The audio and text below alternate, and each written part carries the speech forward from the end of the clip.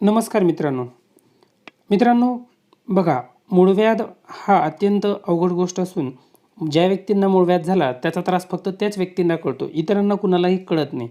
मूळव्याध का होतो तर आपलं जे मसालयुक्त पदार्थ जे खातात त्यामुळे होतो. त्याचप्रमाणे मूळव्याधाचं महत्त्वाचं कारण म्हणजे योग्य वेळेस त्वचा नसणे. मूळव्याधाची अनेक कारणे आहेत, त्यापैकी बघा, बद्धकोष्ठता, पोट साफ न होणे, त्वचा वेळेवर जाता न जाणे किंवा जोर देणे, गर्भधारणेमध्ये आतड्यावर ताण पडतो, बद्धकोष्ठता होते, प्रसूतीनंतर देखील स्त्रियांना मूळव्याध होतो. चुकीची आहार पद्धती, फास्ट फूड, कमी फायबरयुक्त सेवन, बराच काळ एकाच जागी बसून राहणे, लिव्हर सोरायसिस, त्याचप्रमाणे अनुवंशिकता, अति मांसाहार, अति तिखट खाणे यामुळे देखील मूळव्याध होतो.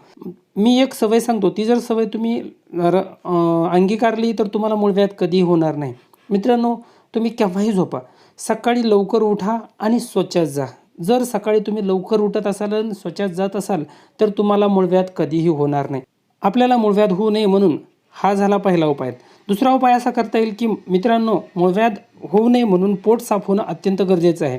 आणि पोट साफ होण्यासाठी अजून एक उपाय असा सांगता येईल की ज्या व्यक्तींना त्यांच्या परिसरात किंवा आसपास एरंड तेल, कुठल्याही आयुर्वेदिक मेडिकलवर किंवा किराणा दुकानावर देखील तुम्हाला एरंड तेल मिळेल.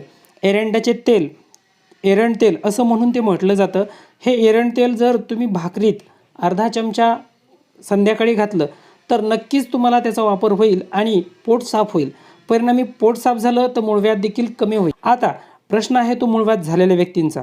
मूळव्याध झालेल्या व्यक्तींसाठी मी आज एक साधा, सोपा, सरळ उपाय सांगणार आहे. मित्रांनो, तुम्ही अजून आमच्या चॅनलला नवीन असाल तर व्हिडिओ लाईक करा, चॅनल सबस्क्राईब करा आणि व्हिडिओ आवडल्यास कॉमेंट बॉक्समध्ये नक्की कॉमेंट द्या. मित्रांनो बघा, यासाठी आपल्याला दोन गोष्टी लागणार आहेत. एक म्हणजे पेरू आणि दुसरं म्हणजे सेंधव मीठ. किराणा दुकानात किंवा आयुर्वेदिक दुकानात तुम्ही परिसरात कुठेही हे सेंधव मीठ तुम्हाला सहज उपलब्ध होईल. सेंधव मिठासोबत दुसरी गोष्ट लागणार आहे पेरू. पेरू हा लहान मुलांसाठी, मोठ्यांसाठी, सर्वांसाठी उपयुक्त आहे. फक्त एखाद्या व्यक्तीला पेरू खाल्ल्याने सर्दी होती, अशा व्यक्तींनी पेरूच्या ऐवजी दुसरे दोन उपाय चॅनलवर दिले आहेत ते करावेत. हा पेरूचा उपाय आहे. तो पेरूचा उपाय एकदम सोपा आहे. त्याला करायचं एवढंच आहे, एक पेरूची फोड काढायची आहे आणि त्यावरती सेंधव मीठ लावायचं आहे. ज्याप्रमाणे आपण मार्केटला किंवा इतर कुठेही पेरू कापून खातो त्याचप्रमाणे आपल्याला मिठाच्या ऐवजी सेंधव मीठ लावायचे. सेंधव मीठ तुम्हाला दुकानात सहज उपलब्ध होईल. यानं तुमचं पोट पण साफ होईल आणि कोठा पण मोकळा होईल. एवढंच काय, ज्या व्यक्तींना मूळव्याध झाला आहे त्या मूळव्याध झालेल्या व्यक्तींची जी त्रास आहे, दाह आहे, कमीत कमी 10 मिनिटात शमून जाईल.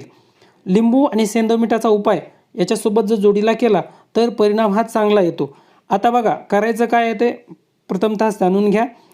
हा उपाय करत असताना जे पेरूची फोड आहे त्यावरती आपण मीठ लावतो तसं सेंधव मीठ लावायचं आहे आणि चावून खायची. जर समजा एखाद्या व्यक्तीला किडनी स्टोन असेल तर त्या व्यक्तीने त्यातील बिया काढाव्यात आणि पुन्हा खावं. जनरल इतर व्यक्तींनी, किडनी स्टोन नसणाऱ्या व्यक्तींनी डायरेक्ट चावून खाल्ला तरी चालतो. कमीत कमी 1 फोड ते 5 फोड इथपर्यंत तुम्ही खाऊ शकतात. त्याला कुठल्याही प्रकारचा साईड इफेक्ट नाही. सेंधव मिठानं कधीही पोट साफ होतं. आणि हे सेवन करायचं केव्हा तर रोज सकाळी उपाशीपोटी. मित्रांनो बघा, हा जो उपाय आहे तो उपाशीपोटी केला तर त्याचा रिझल्ट हा खूप चांगल्या प्रमाणात राहतो.